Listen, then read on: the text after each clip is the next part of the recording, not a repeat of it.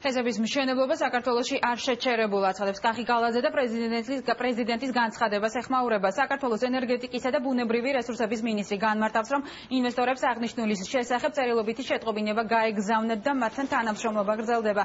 გალაძემ პრეზიდენტს მოუწოდა შეწყვიტოს არასწორი ინფორმაციის გავრცელება და მიხეილ სააკაშვილის განცხადებით სხვადასხვა პროექტები შეჩერდა, რომლის შედეგადაც ქვეყანაში ათასობით სამუშაო ადგილი უნდა შექმნილიყო. პრეზიდენტი ამბობს, რომ მისთვის ასევე მიუღებელია, რომ ახალი წლის დღეებში ბევრმა ადამიანმა სამსახური დაკარგა.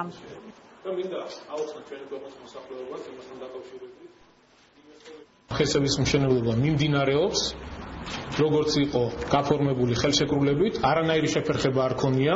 პირიქით, მე მაქვს წერილი თან, რომელსაც ჟურნალისტებს გადავცემ, როდესაც ჩვენი მთავრობა დაინიშნა, ჩვენ შევხვდით ყველა ინვესტორს, ვინც ჰიდროელექტროსადგურების მშენებლობით იყო დაინტერესებული და ყველას გაუგზავნეთ წერილი, რომ მთავრობისგან იქნება ხელშეწყობა.